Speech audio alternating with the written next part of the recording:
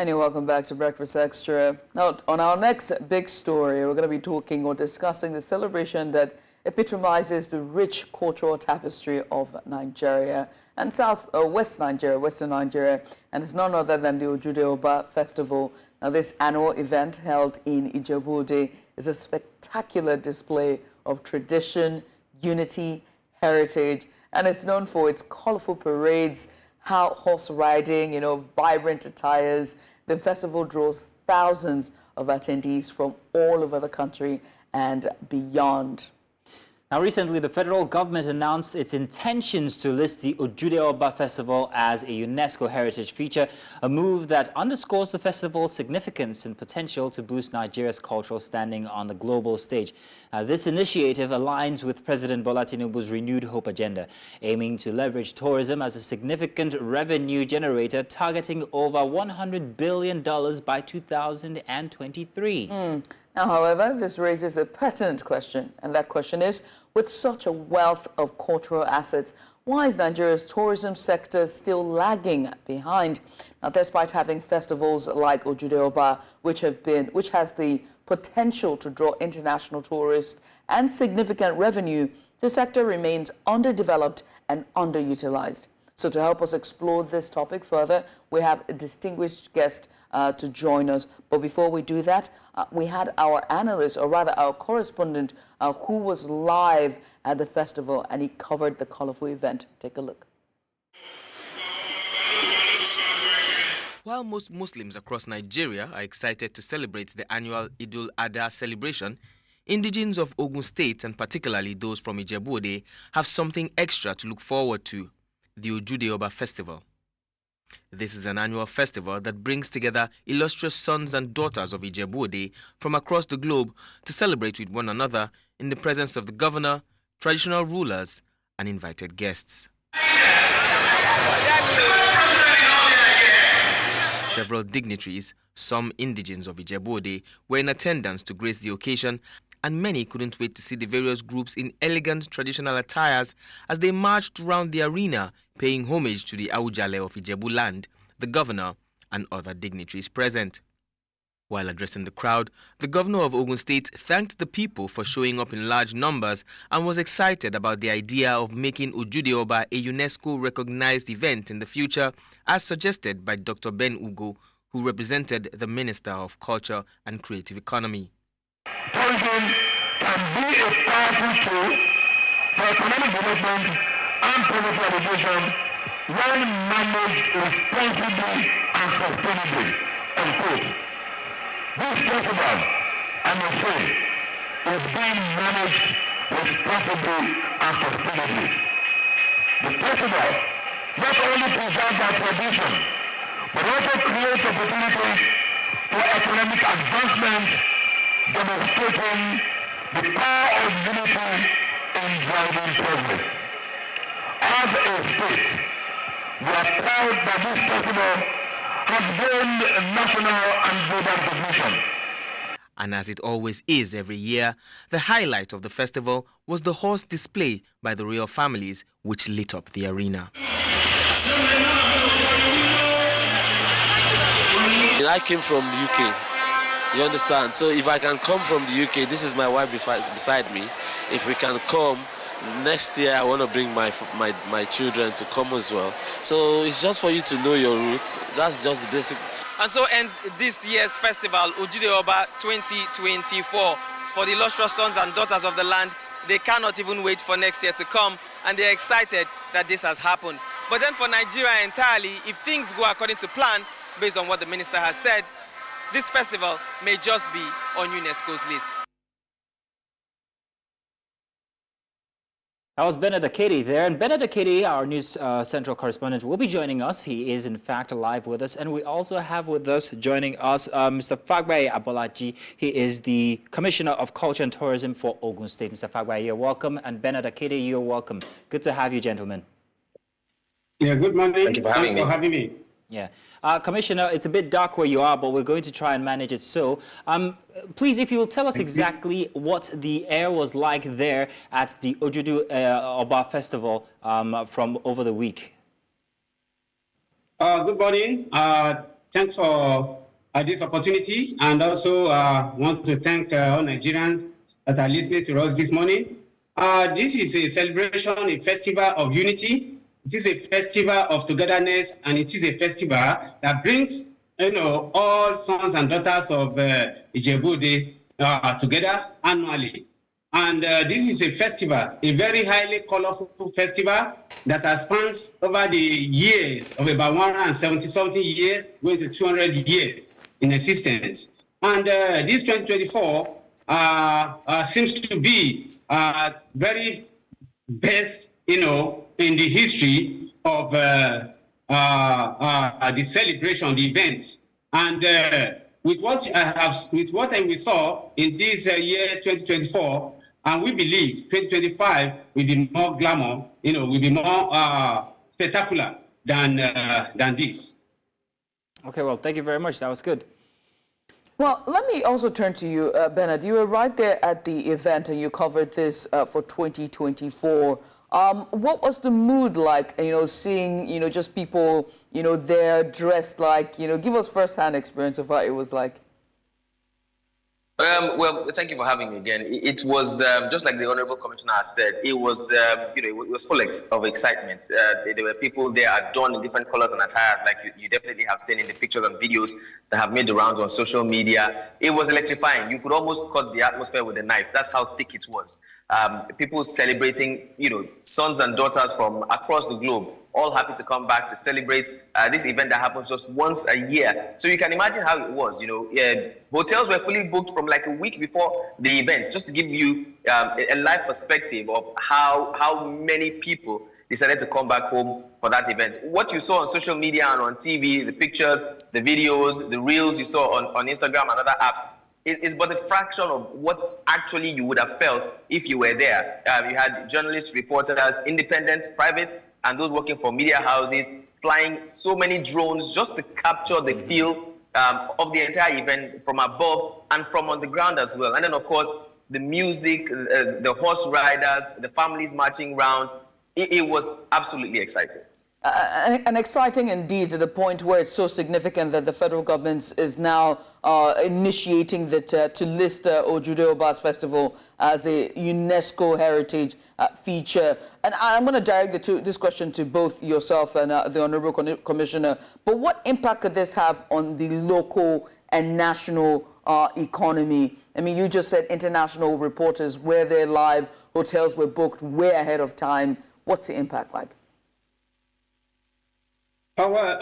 Thank you once again, Honorable Commissioner for Culture and Tourism, and we believe that this year's Ojude Oba, would have contributed a lot to the revenue of the state, and by the time the assessment is done, and definitely they will come up with the significant impact this has, gotten on the revenue of the government. And we believe that, as the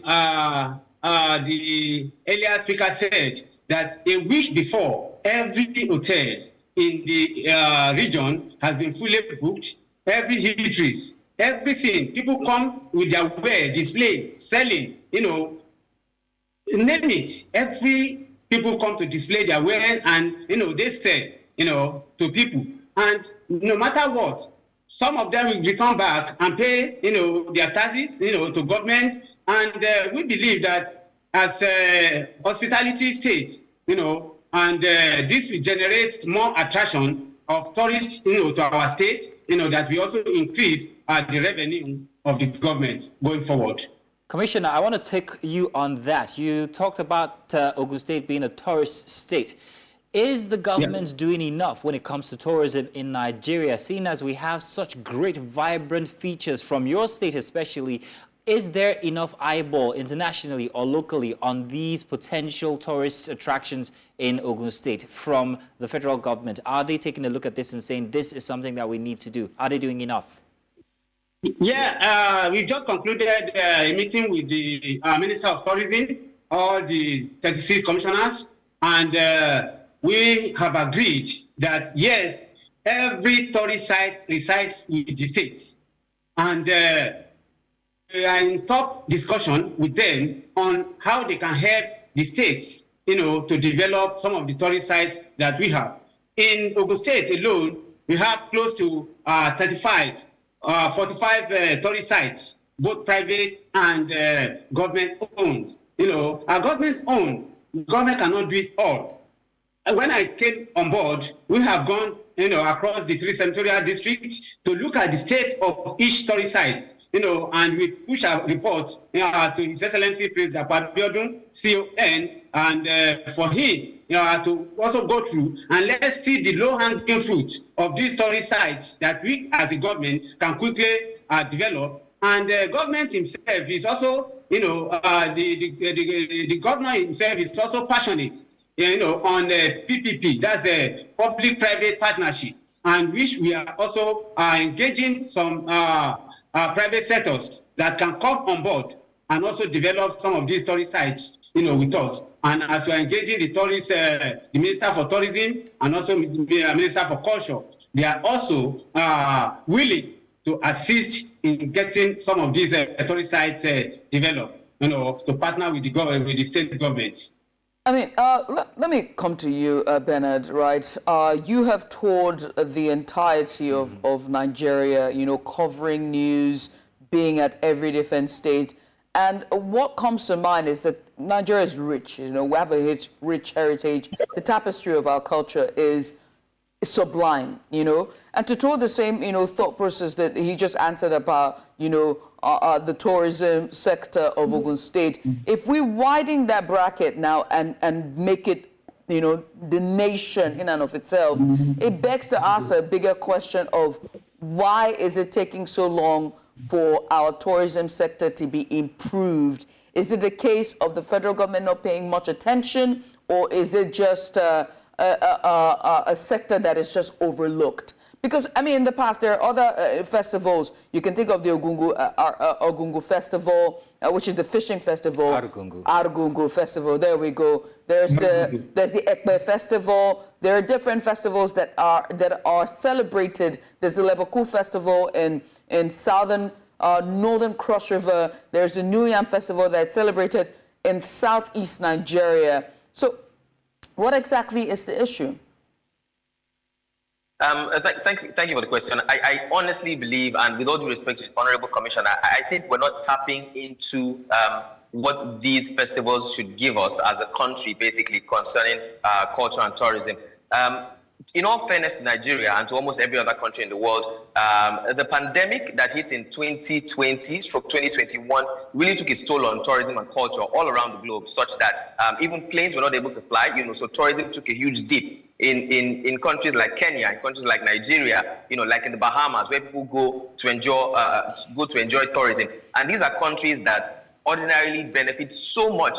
They gain so much revenue from tourism. Now, I think while some other countries have picked up, it's been taking a while for us to pick up as a country. And this is where we need to pick up the pace. Like the images you're seeing on the screen now, showing different tourist sites, Olumo Rock, Zuma Rock, the Ekpe Festival you talked about, the Arugungu Festival, the Durban in Ilorin, and then of course the Ojude Oba Festival that we just talked about. There is so much that I think can be put into these festivals that will further attract people from abroad, further attract revenue. First of all, I think the environments where these festivals are being held needs to be improved upon. Again, with all due respect to the Honorable Commissioner, coming into Ogun State that day, and if you go online, you see some other side, the flip side of the glitz and glam that we've seen on social media. There were people who complained about accessibility to some of these places. If you know Lagos Ibadan Expressway very well, once you veer off from Sagamu, getting into Ogun State, the roads are not exactly fantastic, so to put it there. It's a challenge at some point. You get in there and then it's difficult to navigate your way through until eventually you get into Ogun State itself and then start getting to Ijebu Ode. So starting with that, accessibility, proper road networking, more hotels. The commissioner has already talked about PPP, public-private partnership, which is going to be fantastic, definitely, because the government cannot do it on their own. private sector cannot do it on their own entirely as well. So when we talk about PPP, we're also looking about some kind of incentives, some kind of tax rebates, some kind of attractive features and measures that would make more people want to invest in this festival, so that they ensure that it's going to be as glamorous as it ever can be. Some kind of partnership with airlines for states that have airports, that will be bringing in tourists from outside the country. Some partnerships with private organizations, just to break down the challenge and the heavy load that would have been on the government itself. Also, people would like to come back when they see that they have made gains from certain festivals that have happened.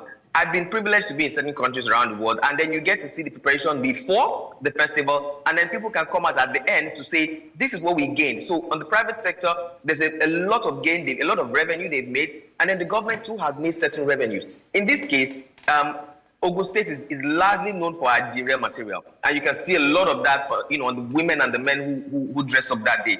Imagine almost everything, say 80% or 90%, if possible, 90% of all the adire, all the attire that everybody wore that day came from the state. That's going to be huge revenue generation. It was a very beautiful for the spectacle. People of Ogun State. It was a beautiful spectacle to see all of that adire. Thank you very much, Bernard. Finally, Commissioner, I just wanted to ask, he touched on the adire production potential for Ogun State. How can local communities like the adire makers actually contribute to these kinds of festivals, help push these kinds of festivals ongoing? Yeah, first and foremost, what we are looking at now is having a fabric, company, located in Ogun State, that will ease the production of adire, and because if they also continue to import this fabric, and anchor, do the tie and dye on it, it's going to be expensive. But if you have that fabric located within the state, and that makes it more cheaper, for the people. But we are also in touch with the two markets, that's the Toku market and Ashero market, on the possibility how the government can assist and making sure that they make that production seamless and stress-free, for them, in order to make it more affordable, to the buyers or the consumers, and we are working this together with them and also the government, making sure that we make things so seamless for them, and but for now, government is also in line with getting a fabric, fabric company that will come and locate in Ogun State. All right, sir. Well, all right, sir. From now. Well, Honorable, we appreciate you for doing this with us as the Honorable Commissioner for Culture and Tourism, Ogun State, Fagbeyi Abolaji, as well as our correspondent, Bernard Akede, who is our correspondent who covered the Ojude Oba Festival. Gentlemen, many thanks for coming on. We appreciate you for doing this with us.